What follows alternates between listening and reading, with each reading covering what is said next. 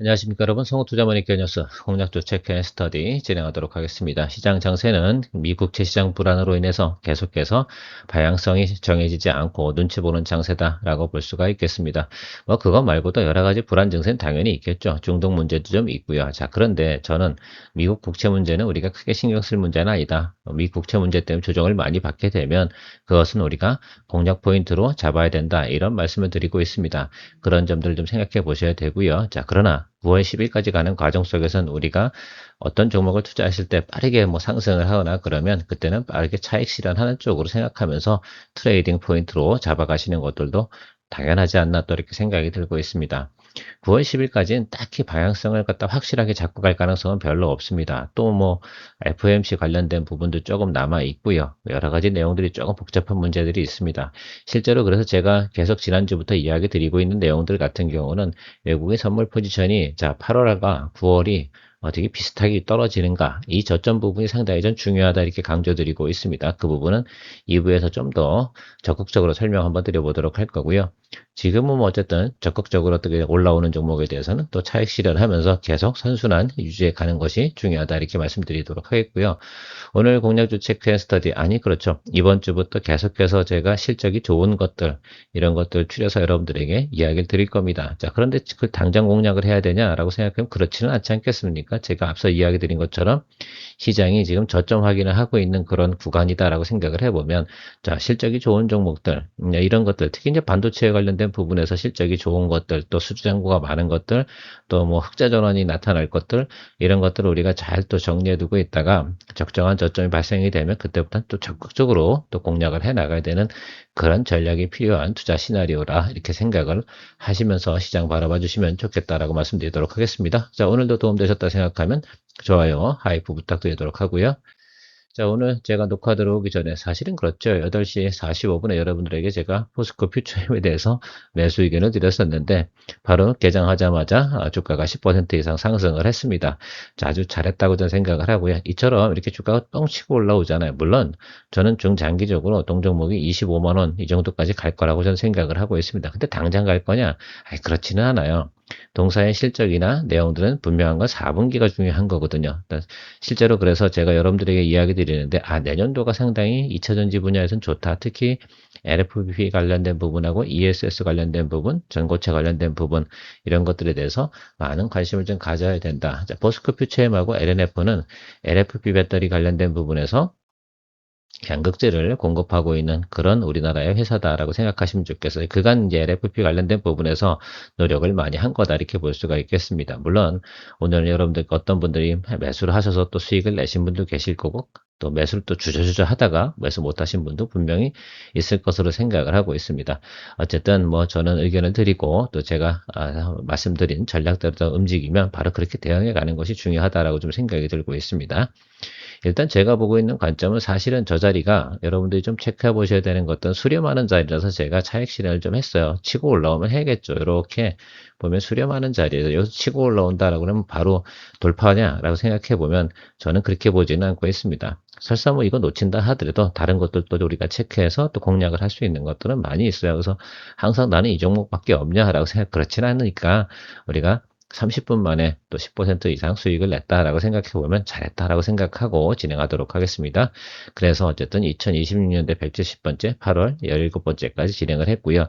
이처럼 여러분들 우리가 기본적인 우리가 15개 이상 수익을 내고 나면 계속 지금 어때요? 장이 불안하잖아요. 그럼 트레이딩 개념으로 계속 접근해 나가면서 선순환 만들어 나가는 것. 이것도 어떻게 보면 저희가 서비스로 다 해드리는 내용이라고 생각을 하시면 좋을 것 같습니다. 아무튼 수익 내신 분들 축하드리고 TCK 체크해 보도록 하겠습니다. 여러분 반도체 소부장 관련된 부분에서 여러 가지 업체들이 많이 있습니다. 물론 수익이 다 잘 나고 있는 것도 있고 전망이 좋은 것들도 있는데 저는 일단은 수주잔고가 빵빵한 거 이거나 전 제일 중요하지 않나라고 좀 생각이 들고 있습니다. DCK에 대해서만큼은 지금은 주가가 어떻습니까? 단기적으로 좀 급등했어요. 뭐 3, 40% 상승을 했잖아요. 그리고 다시 좀 차익물이 나오는 과정이죠. 자, 그 과정 속에서 우리가 체크해 보던 건 매크로도 조금 안 좋으니까 당연히 조정이 조금 나올 가능성이 상당히 높아요. 그런데 동사가 가지고 있는 올해 수주잔고는 살벌하게 괜찮습니다. 뭐 그렇게 좀 보시면 좋을 것 같아요. 그래서 이런 내용들이 상당히 중요하다라고 좀 생각을 해볼 수가 있겠습니다.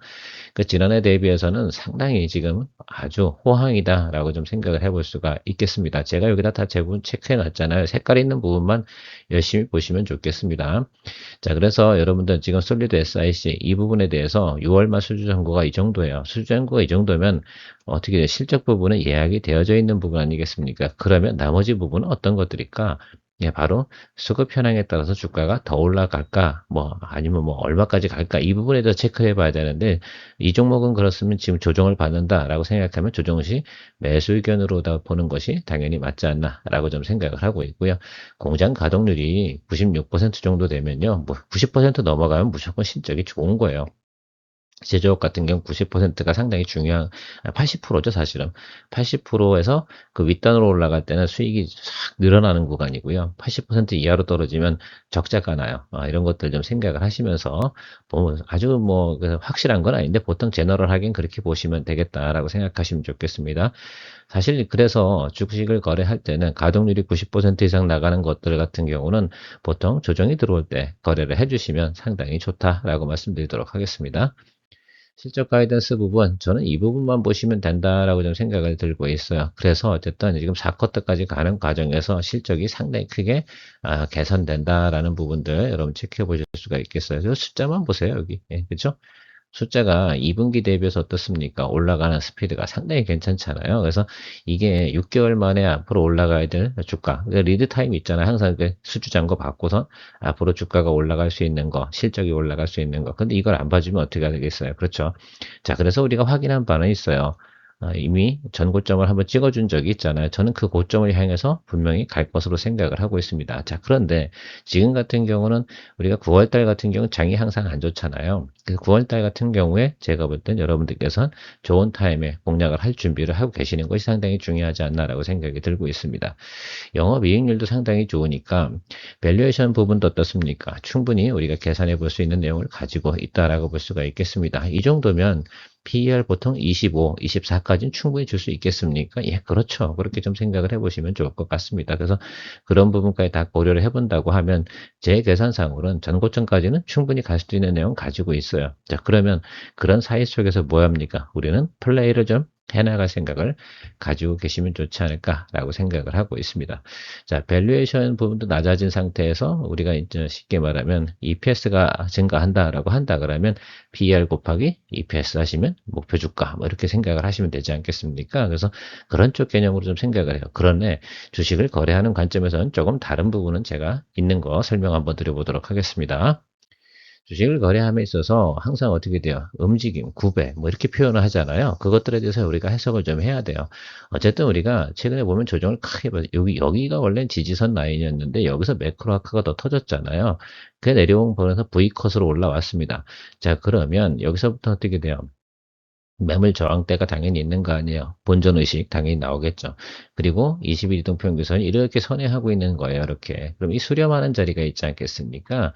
그러면 우리는 정상적인 상황을 생각을 해봐야 되는 거죠. 매크로가 추가로 악화될 것인가 아니면 정상적인 상황에서 수렴을 할 것인가. 그래서 우리가 저 220일 라인 저 정도 자리가 딱 수렴하는 자리인데 저 자리에서 공략을 할 것인가. 그러면 아니면 또 하반까지 열어두고 공략할 것인가 이 부분에 대해서 시나리오를 구상해 놓으시는 게 상당히 중요한 겁니다. 저는 분명한 건 이 윗단으로 갈 것으로 생각을 해요. 자, 그러면 지금 한 제가 볼 때 2만 원 이 정도 수준에서 공략을 해서 목표가가 한 27만 5천 원 이 정도만 봐도 충분한 것들이에요. 그럼 좋아요. 30만 원까지 보고 가는 것들은 그거는 애널리스트들이 목표 주가 이야기하는 것들이고 자, 우리가 봐야 되는 것들은 자, 22만 원에서 27만 5천 원 뭐 이 정도 수준을만 보고 해도 충분히 원하는 수익은 발생이 되지 않겠습니까? 우리가 하반기 가면서 그 정도만 내도 충분한 거죠. 그렇지 않겠습니까? 그래서 그러면 자 22만 원에 공략을 했다라고 생각을 해보면 그 아래로 내려갈 수도 있습니까? 예, 있죠. 당연히. 왜? 상당히 V컷으로 올라왔거든요. 그래서 보면 실적이 좋은 거 다 아는데 그래도 어떻습니까? 좀 더 매크로가 악화돼서 하방으로 눌릴 것도 열어두고 자 그러면 한 20만 원 정도까지 열어둘 수가 있을까요? 네, 더 열어둘 수가 있겠죠. 아니면 뭐 우리 뭐 18만 원까지도 열어둘 수 있는 그런 상황이라고 저는 생각이 들어요. 보통 조정이 들어오면 최근 단기적으로 상승했던 거에 절반 정도, 사실은 상당히 좋은 기업들 같은 게 통상적으로 한 30% 정도 조정을 받아요. 자, 그래서 우리가 좀 생각을 해보자고요. 13에서 대략 찍은 게 25까지 찍었잖아요. 그 맥스치를 따지는 게 아니고 15에서 여러분들이 보셔야 되는 건 한 23 정도 움직인 거예요. 8 정도에 3 정도 빼면 3할 정도 빼면 한 24,000원 정도 빼게 되면 제가 말씀드린 구간으로 들어 진입하게 되는 거죠. 바로 222동평균선 하방. 그 정도 수준에서 우리가 공략을 해주는 것이 상당히 좋겠죠. 제가 앞서 이야기 드렸잖아요. 동사의 수주잔고는 이미 확정이 되어 있어요. 그럼 6개월 리드 타임을 보게 되면 당연히 4분기 때 실적은 상당히 좋을 거예요. 자, 그러면 반도체 소부장 같은 경우는 통상 CES 앞두고 그 안에서 한 번 정도는 분명하게 선반영하면서 올라가는 내용들이 분명히 나타날 가능성이 높아요. 지금은 사실은 좀 그런 게 좀 있어요.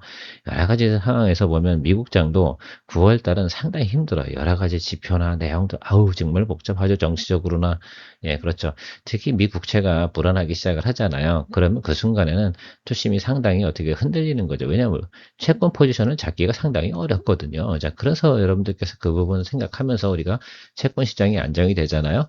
그러면 상방으로 보셔야 되는데 실적이 좋은 게 올라갈 수밖에 없는 그런 거 아니냐 이렇게 여러분들께서 체크를 해주시면 좋겠어요.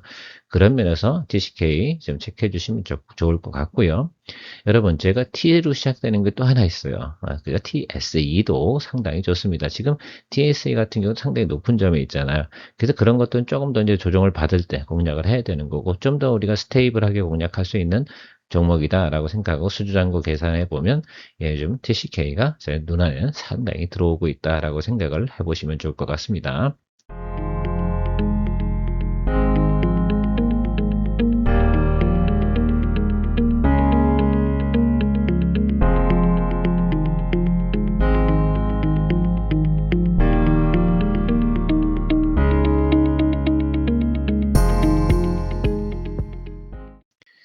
다음은 CMTX입니다. 동사는 이제 상장한 지가 한 1년 정도 됐고요. 그다음 보호예수라든지 이런 문제는 대부분 해소가 됐어요. 다만 여러분 뭐 과거에 발행한 조금 채권 부분이 있는데 그것은 실제로다가 여러분 전환하게 나잖아요. 그럼 자본으로 전환이 되는 것들에서 그 문제는 큰 문제는 아닌 것 같습니다.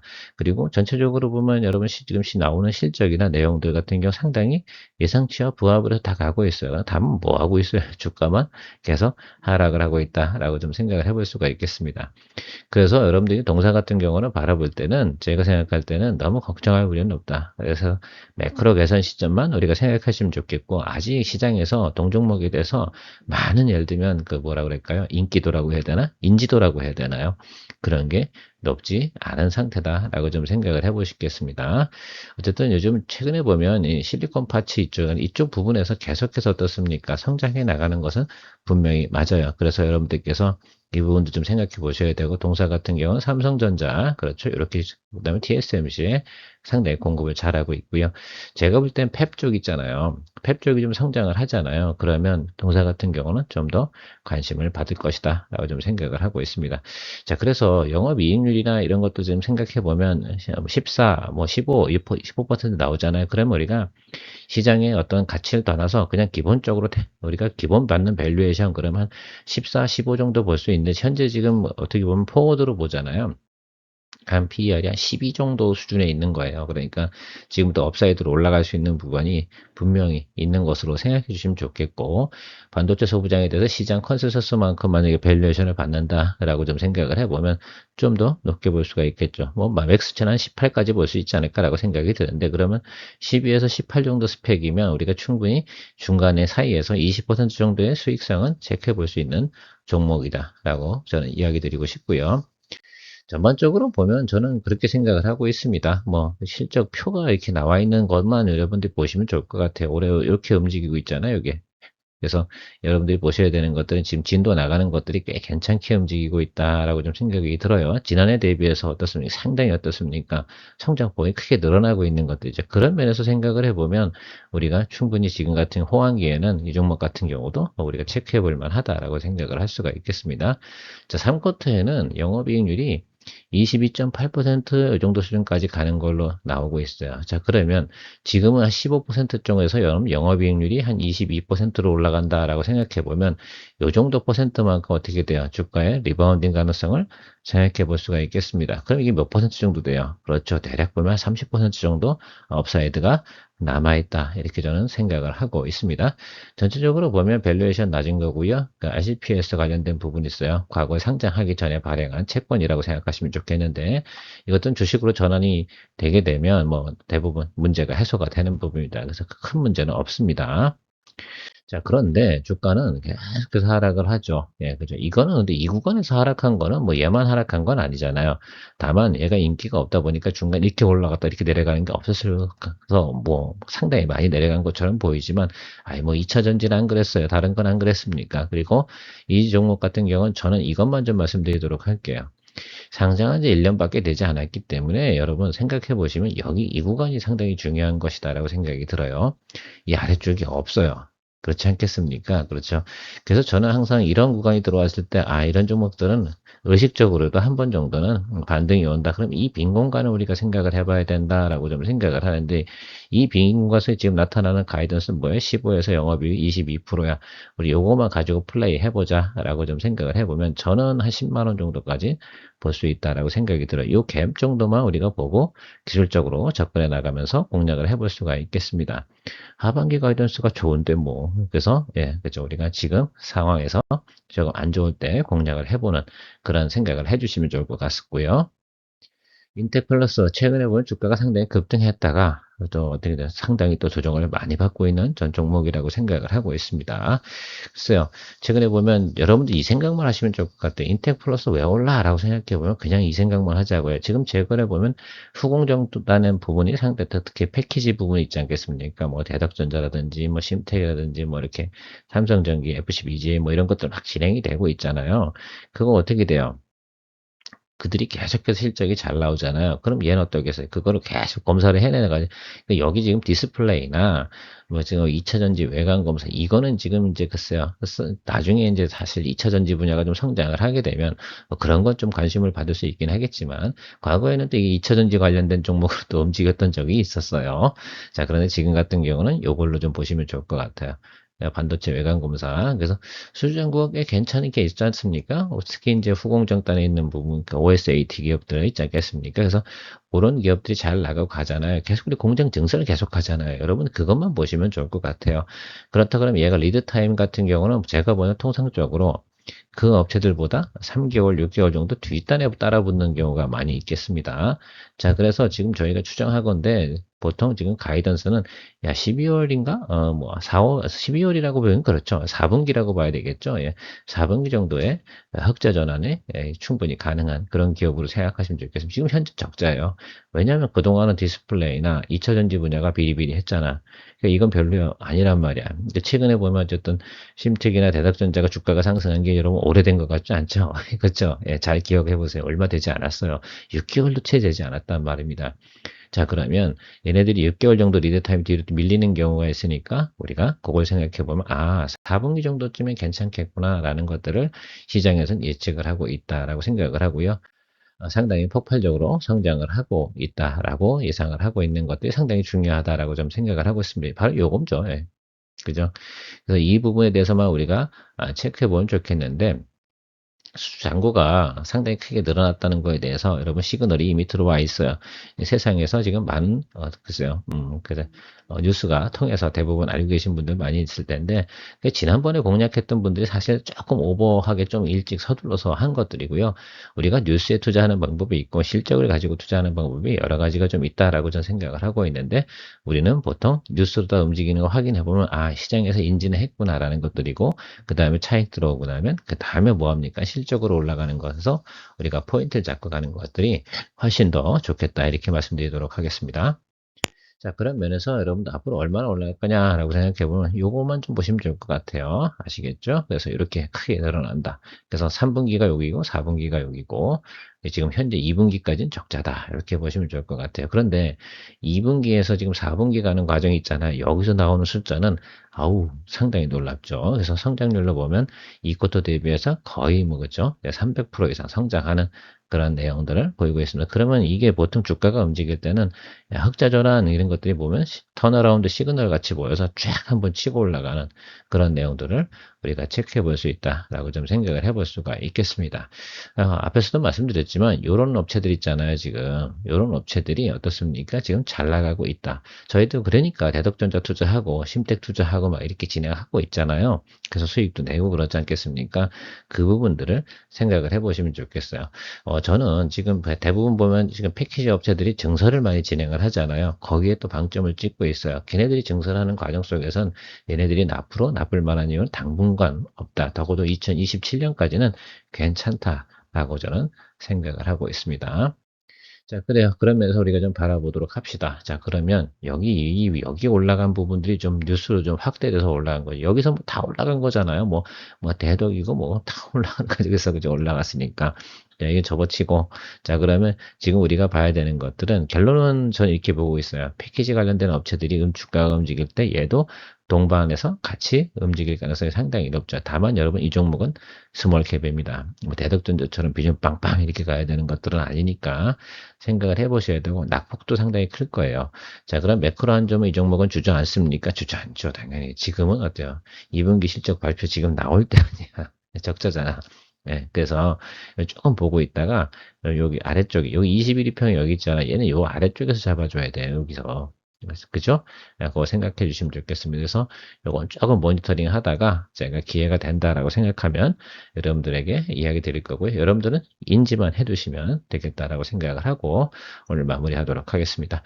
자, 어쨌든 앞으로 9월 10일까지 계속해서 뭐한다? 적극적으로 트레이딩적 자세 그리고 보유한 종목이 올라올 땐 땡큐 하고 선순환 만들어내는 거 잊지 마시기 바랍니다.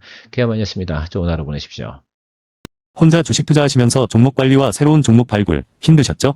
머니케어 뉴스는 일반인과 직장인을 위해 적정한 포트폴리오 구성과 관리를 함께 하고 있습니다. 중개 단계 스윙 거래와 롱숏 거래를 통해 매월 15개 이상의 수익 실현을 목표로 운영 중입니다.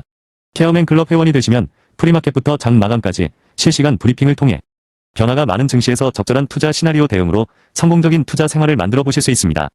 변화가 많은 증시의 좋은 친구. 바로 머니케어 뉴스 케어맨 클럽 회원으로 성공적인 투자 생활을 경험해 보세요.